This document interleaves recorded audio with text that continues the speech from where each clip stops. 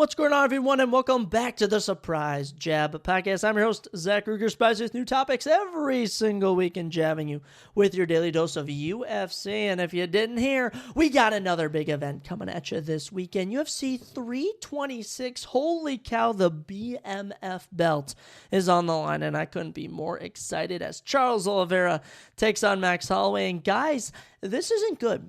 Okay, this isn't good, and I'll tell you why, because I like me a little Charles Oliveira, and I like me a little Max Holloway. So who am I going to pick? You're going to have to see when we get to our main event prediction. And let me just tell you, I've predicted every single main event incorrectly this year, so I may be cursed. So you may have to fade me, but hey, nonetheless, we got predictions for the entire card, and it's already late. I'm supposed to probably be going to bed here soon, but you know I had to get you out here with your UFC 326 predictions.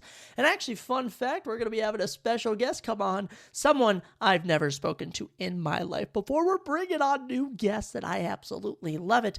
I just got to figure out what technology I'm going to use. But anyways, that'll be for another episode. I hope everyone's had a fantastic week and they're excited for this UFC 326 card because I am absolutely pumped. You know, UFC 324 and UFC 325 both delivered, so I certainly think this card is very slept on. There's a lot of banger fights on it, and certainly when it comes to the main card, I'm glad this doesn't cost any money because it would not be worth a dime except for the main event. But let's get right into it. Here are your official UFC 326 predictions from the first prelim to the main event bell. Kicking off the card, we head to the men's light heavyweight division as the debuting Luke Fernandez takes on Rodolfo Trator Bellato. We're very familiar with Rodolfo Bellato. We've pretty much covered every single fight he's had in the UFC. Actually, scratch that, we have covered every single fight he's had in the UFC. And as for Luke Fernandez, yeah, there's a little to know about this boy, except he's an absolute killer coming from Season 9 of the Contender Series. And if you've learned anything fairly quickly, it's that everyone coming off of Season 9 of the Contender Series has been an absolute killer. So I'm very much excited for this fight to kick off the night. First up, Luke Fernandez, 6-0, 6'1", 76-inch reach, and he's the minus 220 favorite. 30 years old from New Jersey, 6 wins, 5 of them have been by knockout. He was actually the CFFC champion, and he has grappling wins over Phil Hawes and Eric Andres. He is legit. He had a 15-second knockout on the Contender Series over Rafael Pergintino, and he starched him. He just went across and blitzed him and took his freaking head off. It was awesome, and I'm so super pumped for him to bring that energy to his UFC debut when he takes on Rodolfo Bellato. And Rodolfo Bellato is one of the weirdest records you'll ever see in the UFC. He actually has achieved all 4 outcomes you could have in a UFC fight. I mean, there's only 4 outcomes you could ever have. You can have a win, a loss, a draw, and a no contest. He's had 4 fights. He's achieved all 4 of those outcomes. I find that just absolutely ridiculous. He actually achieved 3 different outcomes in 2025, which I think alone is a miracle, if you ask me. Now, Rodolfo, also 30. He's from Rio, so he brings some of that Brazilian energy. 11 of his 12 wins are by finish, 7 KOs and 4 subs, and of his 3 defeats, twice he's been knocked out. So his UFC record is 1-1-1. And won. I kid you not. He fought twice on the Contender Series. On Season 6, he got knocked out. And on Season 7, he got a TKO. Debuted against Ayor Patera and actually TKO'd him to a fight of the night victory. Then, last year, 2025, had a draw against Jimmy Crute, had a no contest against Paul Craig, and then a unanimous decision loss against Navajo Sterling. So I certainly think Rodolfo Bellato is talented, but I'm not picking against these Contender Series guys. I mean, don't knock it until you stop doing it or something, because all of these guys have been absolute killers. And Luke Fernandez, all I know from this guy is he got a 15-second knockout. So give me Luke Fernandez. I think this is going to test both of these guys. I think Luke Fernandez is getting a really tough guy in Rodolfo Bellato in his debut. And for Rodolfo, I mean, you lose one fight to Navajo Sterling, and it's like you can face a knockout artist coming off of the Contender Series. So best of luck to both guys, but I am going with Luke Fernandez. Keeping the momentum rolling, we drop from light heavyweight down to featherweight as Jiang Korean Tiger Lee takes on Gaston the Dream Killer Bolanos. What a fun little matchup here. Jiang Lee is 11-3. Gaston is 8-5. 3 inches in height go to Jiang, along with 4 inches in reach. Always good to see. orthodox stance for both of these gentlemen. Now, Gaston is the underdog here, plus 210. The 33-year-old is from Peru, but now trains out of California. 8 wins, 6 of them by knockout. Of his 5 defeats, he's been finished 4 times. He actually went 6-3 in Bellator before jumping ship to the UFC, where he has since gone 2-2. So, little to be loved. He was supposed to take on Ju Sang-yu, so they were like, oh, you actually you can't fight Ju Sang-yu. He's hurt. He's an absolute killer from South Korea. How about you fight basically the younger version of Ju Sang-yu in Ji Young Lee, which, ironically, Ji Young Lee is actually older, but he just looks a tinge younger. So, Ji Young Lee, I mean, coming into this one, he's been all right. He has 30 years old, South Korea, 7 of his 11 wins are by finish. He is on a 2-fight losing streak, though. Okay, he's one of the best fighters on the road to the UFC ever. If you know what the road to the UFC is, it's basically like a little mini tournament they hold in Asia to see who will make it in the UFC, and he's gone 7-1 on that. Okay, I find that utterly ridiculous. As his UFC record actually stands, he's 2-2 now. Last 2 fights, the unanimous decision loss to Daniel Santos wasn't good, and the Hyder Emil loss has just kind of faded into the wind. Now, as for Gaston, suffered his worst defeat last year in Iowa when Kwang Lee submitted him in round 2. Only win is over Cortavius Romeo since 2023, and before that it was Aaron Phillips. So I'm going to ride with Ji Young Lee. I absolutely love my South Korean fighter. South Korea is one of the countries I cannot wait to visit one day.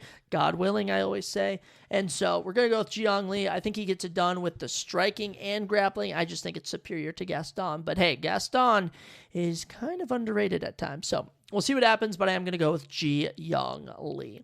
Next up, we go to light heavyweight division again as Rafael Bipolar Tobias. What type of nickname is Bipolar? Takes on Dayar Nergose. Both men are 6'2". Both men have a 74-inch reach. I mean, these two are about as big as boys as you can get. Rafael is a minus 250 favorite. Dayar plus 205 underdog. Now, let's start with Tobias. We got another season 9er. Okay, these Season 9 Contender Series guys are insane. So he's 22. This kid's younger than me. From Brazil, 6-fight winning streak. 11 of those 14 wins are by finish. 5 KOs and 6 subs. He's coming off a round 1 submission of Yair de Oliveira on the Contender Series. And he was doing good in the striking realm in that fight. Yair was just getting a bit of an edge over him.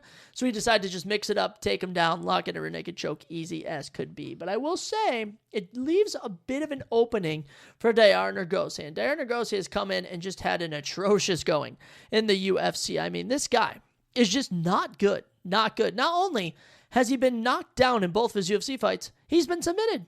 So in his first fight against Spencer Ribeiro, Brenson dropped him, then submitted him with the Kimura. In his most recent fight in August, Yuran Satibov dropped him and then locked in an Ezekiel choke. So Dayar, he's 28 years old from Kazakhstan. 8 of his 10 wins are by finish. Both of his losses have came by sub. I just don't stop picking against him until he finally gets a win. I'm going with Rafael Tobias. I'm going with another Season 9er off the Contender Series. And quite literally, I want you to know why I'm picking him. Rafael Tobias is coming off a round 1 submission. Dayar Nergose has lost both of his UFC fights by submission. So we'll see what happens. I don't even know how Dayar wound up in the UFC, but this is a very winnable fight for both of these guys. It's just a matter of who shows up for the win. So going to go with Rafael Tobias here. I hate picking all these favorites, but these underdogs they're not appetizing. They really aren't. Now I will say this next one does somewhat appetize me. Flyweight division, as small as they can get, the Tabishan Eagle. Sumadarji is back as he takes on Jesus Aguilar. And Sumadarji, 18-7. Jesus, 12-3. 4 inches in height go to Sumadarji, along with 10 inches in reach. That's insane. Southpaw for Sue, orthodox for Jesus. Now, Sumadarji, minus 240 favorite. He's growing. Jesus, plus 190 underdog. It's simply because of that atrocious reach. I mean, oh my gosh, are we kidding? Are we kidding us? This is ridiculous. Now, Sumadarji been with the UFC now for, this is year 8 for Sue. 30 years old from China. He has 13 KOs and 1 sub, giving him 14 of his 18 wins by finish. And fun fact, 6 of his 7 losses have came by sub. So clearly this guy loses it when it goes to the submission game.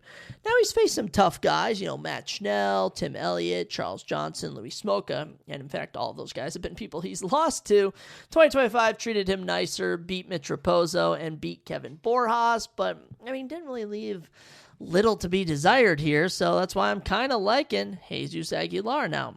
Jesus, 29 from Mexico, got 8 finishes. Okay, so out of those few wins he's gotten, 8 finishes. And of his 3 defeats, he's been submitted twice. So if there's ever going to be an area where you see Sumadarji having some success, it might be in the grappling. Now, for Jesus, this guy has 2 losses in the UFC. He's pretty decent, 4-2.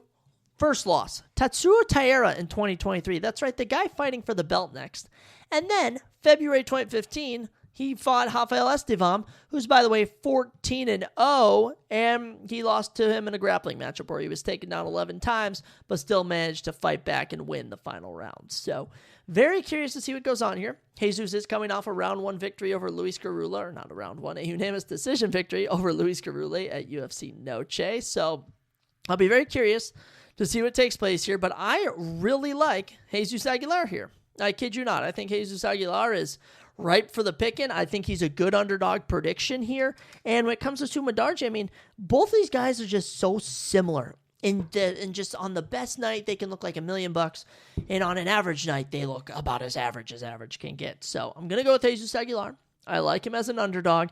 And it's just kind of hard to picture Sumadarji being on a 3-fight winning streak. I'm going to be honest. I have a really hard time picturing that. So, Jesus, I'm going to ride with you. Will you let me down? I hope not. All right. Next up on the docket, let's drop back down to the... was this fight dropped? There we go. Flyweight division again. We're still in the flyweights. I thought they had moved it for a second. Cody Durden. We love him. Custom made, of course, from Sparta. It's Cody Durden. Love to see ya. Takes on Niam Dragal to Menderbell, the art of knockout. Yeah, we're familiar with both these guys. What a meme matchup this is. Cody is the plus 140 underdog coming to you out of Georgia. And as for Niam Dragal, 27 years old from Mongolia. Cody Durden, honestly, is at a 4-inch reach deficit. That's about it. And he fights southpaw as opposed to Niam Dragal's orthodox stance.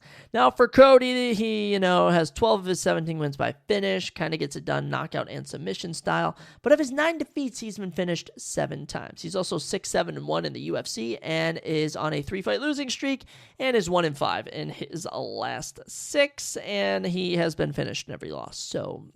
not looking good. Not looking good for Cody.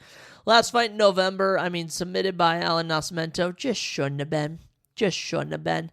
And when I look at all of his fights, some tough names, Joshua Van, Jose Ochoa, Bruno Silva, Tigran Bekov. These are tough guys, but come on, Cody. Come on. What are we doing, buddy? Now, it's not like he hasn't had good UFC wins. He actually defeated Charles Johnson 3 years ago. He, knocked out JP Buys. He submitted Matt Schnell in 2024. I guess there's that. Yeah, Cody Durden is going to need a prayer and some good grappling when he takes on Niam Dragal to Menderbell. And this guy's just all over the place. He 8 wins of his 9 have come by finish. This guy's crazy. And he gets it done knocking out and submitting you. So, won the UFC, road to the UFC, lost his debut by split decision to Carlos Hernandez. That was BS. He should have won that. And then, of course, defeated Terrence Saturn with an anaconda choke in August. So, I think Niam Dragal is good. I think he's ready for the spotlight. And honestly, there's just no way I could pick Cody here. Cody has been on the downward spiral. Now, maybe if it was Cody Rhodes, I'd be cheering for him. But this is Cody Durden. I don't know what's going to happen. And actually, fun fact, I don't know what's going to happen when Cody Rhodes takes on Drew McIntyre for the WWE Championship tomorrow. My money is he may win the belt. Keeping us rolling, next matchup on the docket. You get a little featherweight action between Ricky Turcios and Alberto The Promise Montez. The Promise. What a fun nickname that is. And it comes from the minus 185 favorite, Alberto Montez, who is at a 2-inch height and reach deficit. But he's 11-1 compared to Ricky Turcios' 13-5 UFC record. Now for Albert, good old Alberto is 31 years old, born in Venezuela, but now trains out of Miami, Florida.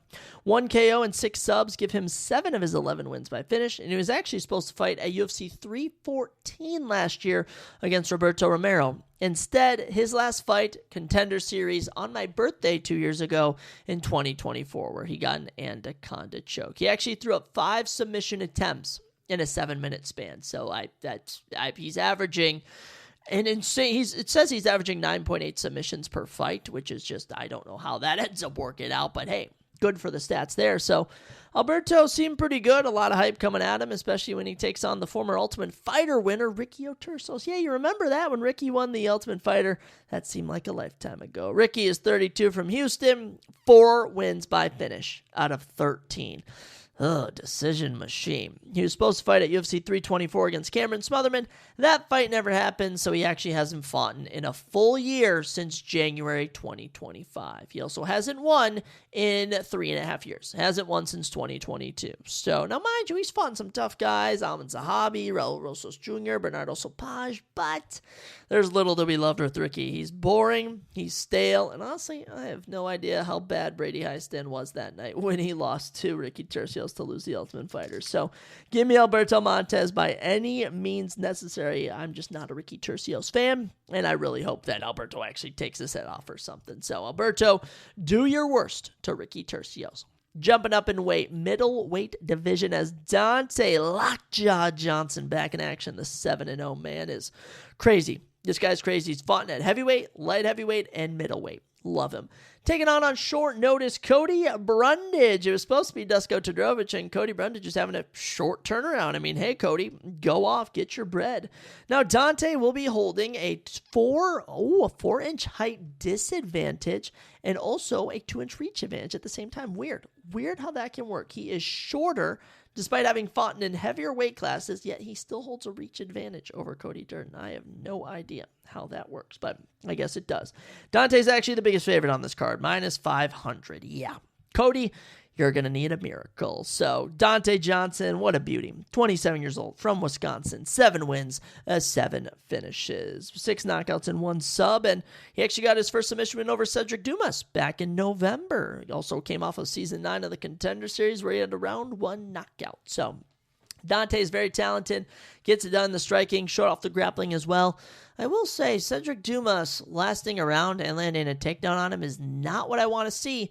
But luckily for him, he's taking on Cody Brundage, who, I don't know if Cody can win a fight. I'm going to be honest. Cody Brundage is just so goofy, so over the place. You know, he's 31, born in South Carolina, now fights out of Colorado, 9 wins by finish. But of his 8 losses, he's been finished 5 times. He's also on a 3-fight skid. He's actually suffered a draw, a loss, and then a TKO loss to Cam Ralston back on January 31st. So quick month turnaround for Cody.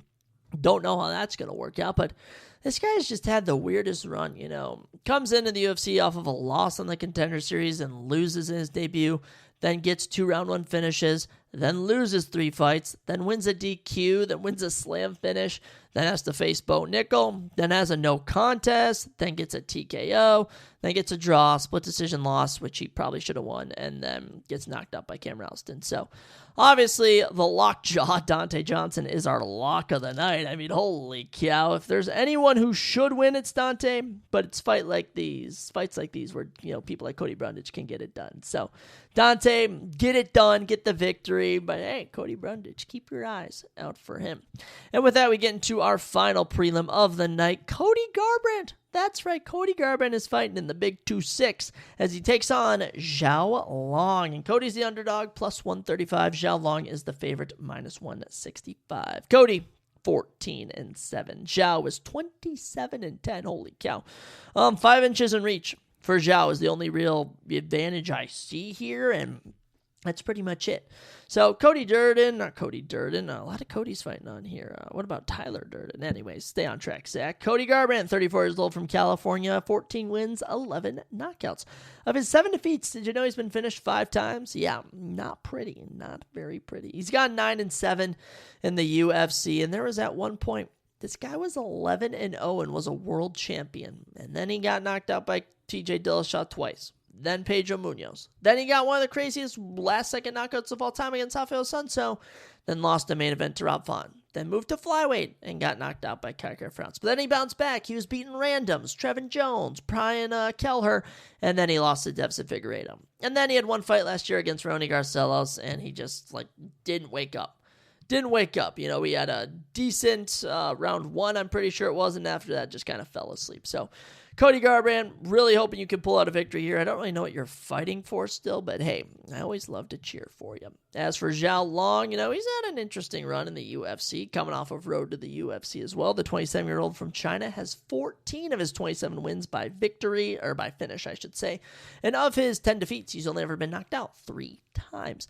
Now, in 2025, he suffered 1 loss to Su Young-Yu, just a run-of-the-mill decision loss. And before that, he had a knockout of Kwang Lee in round number 3. So I think, if anything, I just love Cody Garbrandt, and I hope he can pull out the victory here. He's also an underdog, which makes it fun, but I just have no desire to root for Zhao Long. I want to root for Cody Garbrandt. I want Cody Garbrandt to win. Is that too much to ask for? In a world of Cody Garbrandt haters, can I not be a Cody Garbrandt supporter in the big 2026? Hey, I guess not. Don't shoot the messenger. Shoot the sender of the message? I don't know. Cody Garbrandt, round 1 knockout, because why the frick not?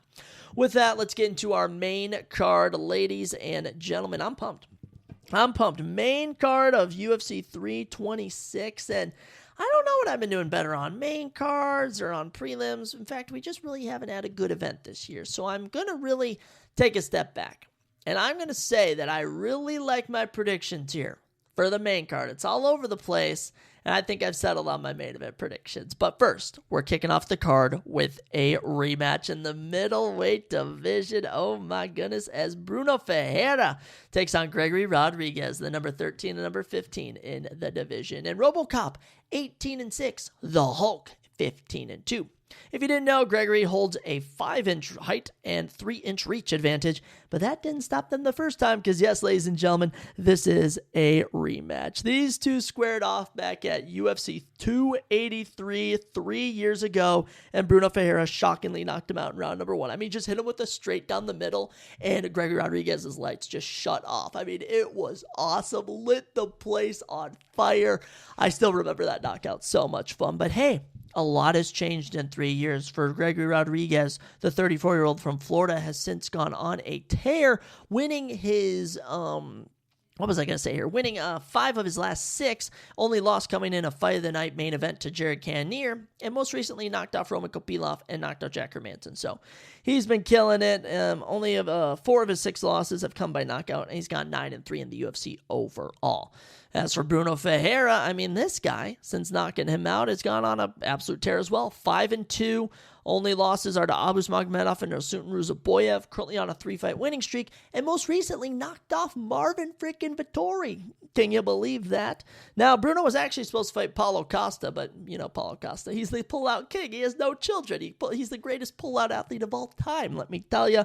And you know what? In the meantime, he's been doing okay, all right? From Piranha, 14 finishes. Both of his losses have came by knockout. We'll see what happens here. I mean, really, really have no idea. I have no idea. Like, this is such a 50-50 matchup. They're basically a bigger version and a smaller version of each other by about 5 inches. So if I look at just how they've been doing as of late, Bruno Ferreira looked really good against Marvin Vettori, pretty much won every round except round, I want to say 3. Marvin kind of came alive in round 3, but he clearly lost that fight. Bruno also went out and beat lower competition and Jats McVeigh and really humbled Armin Petrosian. And as for Gregory, though, facing Jack Hermanson, facing Roman Kopylov, I honestly feel like Gregory Rodriguez may still be in his bag.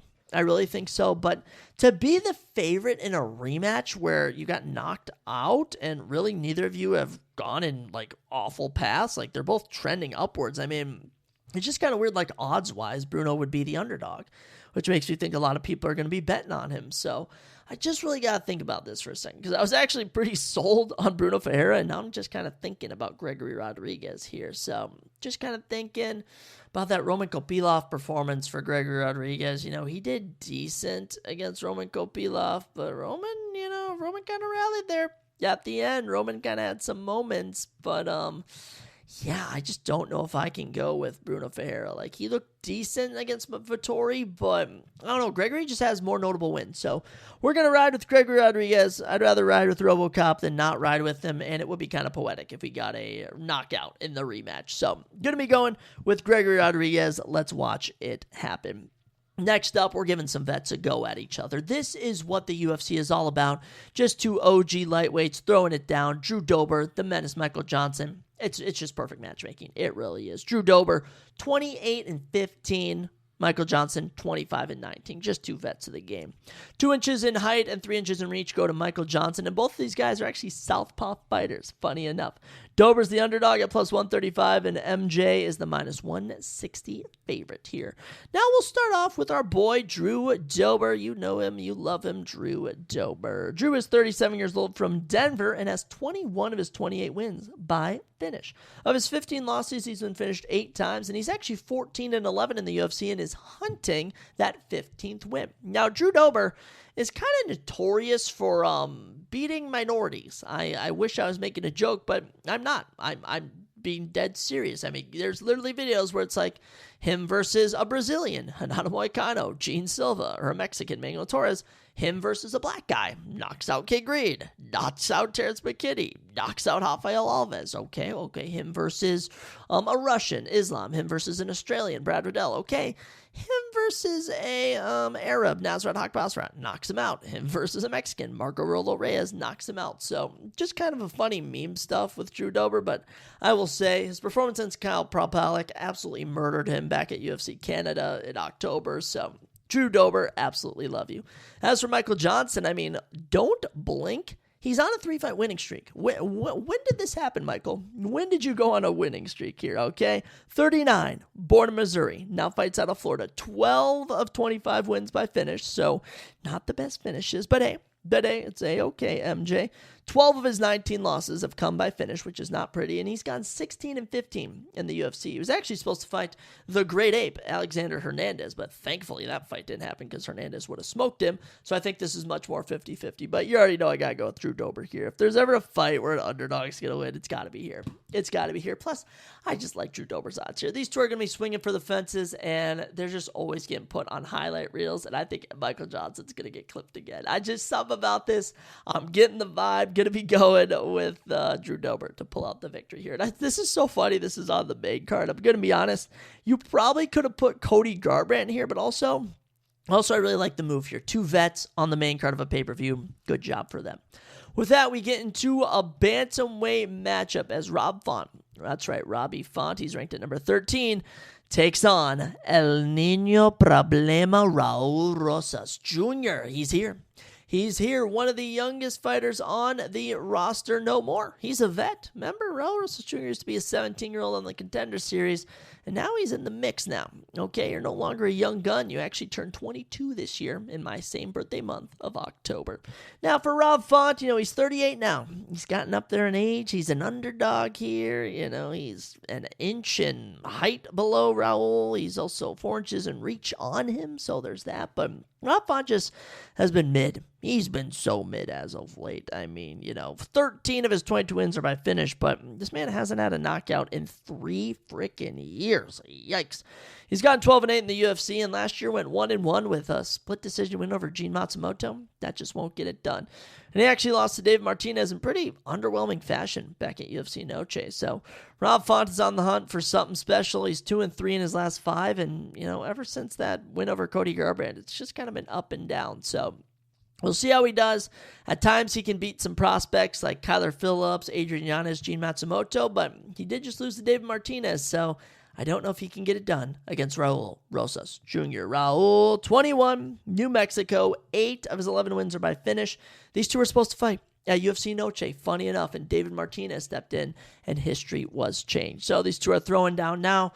Raul, ever since losing his first professional fight 3 years ago, has not lost. A TKO, a submission, a decision. And last year, one fight against Vince Morales took him down with a decision victory. So, Raul, you already know I'm riding with him. Alrighty, I'm riding with Raul until the brakes come off here. I just think he's 17 years younger than Rob Font. He's hungrier. He's on the come up. Rob Font, you almost made it to the top. You lost 2 crucial main events to Jose Aldo and Marlon Vera 5 years ago. Since then, nothing's really happened for you. So I just think Rob Font, just winning is not best for business. And if the UFC is going to do anything, they're going to try and make a star out of Raul Rosas Jr. So give me Raul to not only win, but get a submission victory. That's how bold I am feeling. And with that, we get into our co-main event, which is all right. I don't know what they were shooting for with having a co-main event on this card, but it's not like this is bad. This is actually a really good co-main event. It just feels like this should be like the third fight on the main card. It just doesn't really feel like the co-main event, but compared to others we've had in the past, it's not too bad. As the number 7th ranked Kyle Barallo takes on the number 8th ranked Rainer De Ridder in the men's middleweight division. So Kyle Barallo, 17-2. Rainer is 21-3. 3 inches in height for Rainer and 3 inches in reach. And they both fight southpaw. A lot of southpaw fighters on this card. RDR is the underdog at plus 215, and Kyle is the minus 260 favorite. Wowza. Couldn't even believe that when I saw it. Now, Kyle Barallo, he's pretty good. 33 from Brazil, 9 of his 17 wins by finish. But he recently had his legendary winning streak snapped by Nasruddin Imavov. And, it was tough. It was tough. He clearly lost that fight. I think a 50-45 scorecard was harsh. The 49-46 made more sense.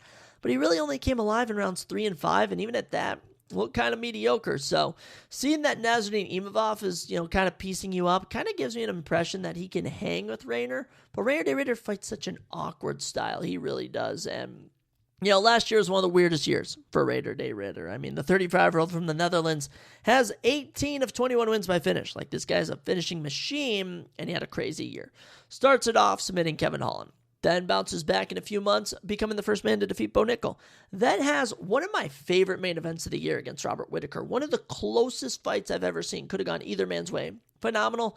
And then just got too hungry. Took on Brendan Allen. Was supposed to be taking on Anthony Hernandez. Instead, Brendan Allen steps up and gasses out bad after round 1 and just drops a boring round 4 TKO, like his corner threw in the towel before he could go to round 5, which was just comical. So, I mean, I don't really know what's going to happen, but Rainer is just such an awkward fighter. I almost feel like Kyle Barallo is too orthodox. I almost feel like that's going to give him some problems taking on a guy in Rainer who's just super awkward. If I'm being honest, had Rainer been at 100%, he definitely would have beaten Brendan Allen. I think he was only at about 80, maybe not even, I'd say probably about 65 to 70% of his total strength that night. So I'm going to go with Rainer De Ridder. I also absolutely love the underdog prediction here. Not every favorite is going to win. So, hey, Rainer De Ridder, do your thing. Get it done. I think he's going to mix it up with the knees to the body. It's going to mess with Kyle Barallo. Now, I love Kyle Barallo's straights. I love those power punches, but I can't bet against my boy Rainer De Ridder. Not now. Not ever. With that, ladies and gentlemen, it's time. It is time for my main event prediction for UFC 326, which you've all came for. I know it is. I know. That's that's the only reason you guys listened. But we have the number 4 and the number 3 lightweights on the planet. The number 10 pound-for-pound fighter in the world, Max Holloway. And the number 3 lightweight, the former light heavyweight champion, the former featherweight champion, the current BMF title holder. That is right, Max Blessed Holloway and Charles de Bronx Oliveira. One of the biggest star-studded clashes the UFC could put on, and we're blessed with it. Thank you so much, Dana. Thank you so much. It's more so Hunter Campbell. I know it is. Now, the Blessed Express is 27-8. Charles is 36-11. 1 inch in height for Max, 5 inches in reach for Charles, and they both fight in the orthodox fighting position. And they're only really separated by 2 years in age, which is crazy. Holloway's minus 200, Oliveira plus 160, but it's about as even as you can get. I think everyone kind of views this the same. Holloway in the striking, Oliveira in the grappling, and you're not wrong at all whatsoever. Max is 34 from Hawaii, got 14 finishes out of all those knockout victories, or out of his 27 fights he has. He's gotten 12 knockouts. 23-8 in the UFC, and as for Charles, he's 36 from Sao Paulo. 32 of his 36 wins are by finish. And of his 11 losses, 9 times he's been finished. This dude has only been the distance 6 times. That's crazy. 24-11 in the UFC. He's hunting for his 25th UFC victory. Now, if you didn't know, this is a rematch. And I kid you guys not, over a decade in the making. That is right. August 2015, these two went at it, and in under 2 minutes, Charles injured himself, and Max Holloway got a TKO victory. So, since that fight, Max Holloway skyrocketed to greatness, defeated Anthony Pettis, defeated Jose Aldo, defended the belt against Ortega, Edgar, chased glory against Dustin Poirier, had the trilogy with Volkanovski, took on Calvin Kattar and Yair in Fight of the Nights, retired the Korean Zombie, had one of the greatest knockouts of all time against Justin Gaethje, winning the BMF belt, tried to take on Ito Pira, got knocked out, and then retired Dustin Poirier. I mean, this guy is an absolute legend. love you so much, Max Holloway. And as for Charles, since that fight, it looked like it was over. Okay, he would go on to pick up a victory, then 2 more defeats, then a victory, then a defeat, and it was make or break for him. And he rattled off one of the craziest winning streaks you've ever seen. 11 fights, including winning the belt against Michael Chandler, defending it against Dustin Poirier, Justin Gaethje, before ultimately losing to Islam Makhachev. Bounces back against Beneil, loses to Arman, then wins a fight of the night against Michael Chandler, then gets knocked up at Ito Pura, and then ends the year 2025 submitting Matheus Gamrot in Brazil. I don't know, guys. I don't know. I lied. I said I had a lock for this. I lied to you all. I'm so sorry. I don't know. I mean, really, like, I'm more of a Charles Oliveira fan. At the end of the day, I'm more of a Charles Oliveira, and I just love him. I love what he stands for. He's come from nothing. I'm not saying Max hasn't, but there's just something about Charles I absolutely love. But with Max Holloway, like, his striking is so good. His striking is so good. It really is. And I'll say he was able to outbox Dustin Poirier, hang in the pocket with the Ito Pura. But I'll say something. Max Holloway went from never getting dropped to getting unofficially dropped by Justin Gaethje, getting officially knocked out by Ito Pura, and getting almost knocked out by Dustin Poirier. He was officially dropped by him. So I'm just being honest. Like, he's been trending, not downwards. Like, he's been winning. But I just can't lie. Like, it's not like he hasn't been getting clipped.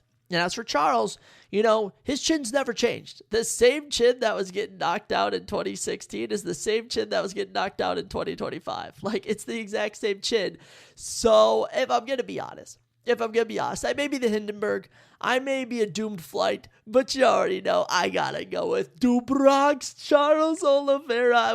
I just can't help myself. I got to go Charles Oliveira. If we're going to ride or die with any fighter, it's going to be Charles. It's going to be Charles Oliveira. I will ride or die with him. I will support him until the end. I got him. I got to do it to my boy Charles Oliveira. And it's no hate against Max Holloway, but let's be real. Fight fans are going to love this fight. Whoever loses, we're going to feel bad for. I mean, like, there's just no real winner here except for just entertainment purposes. Like, best case scenario, it's a fight of the night, split decision, and someone gets the nod. Like, that's the best outcome here because really, like, we know someone's going out here. We know one of these guys is getting knocked out or Max is going to sleep with a submission, but hey, I'm excited to see what happens. UFC 326. If you didn't know, Lexi's going to be in town, and I don't think she knows that we're going to be watching this. I think she thinks we're going to be having a little date tonight, but no, we're going to be watching UFC 326. So lots of exciting stuff, ladies and gentlemen, but those are your official predictions for UFC 326. I am very excited, if you can't tell by my demeanor, by my excitement, and I'm pumped for it. But with that, I'll let you guys get on with your way. We're going to have some more surprise episodes dropping here and there, so you already know I'll catch you next time on the Surprise Jab Podcast. Take care, everyone.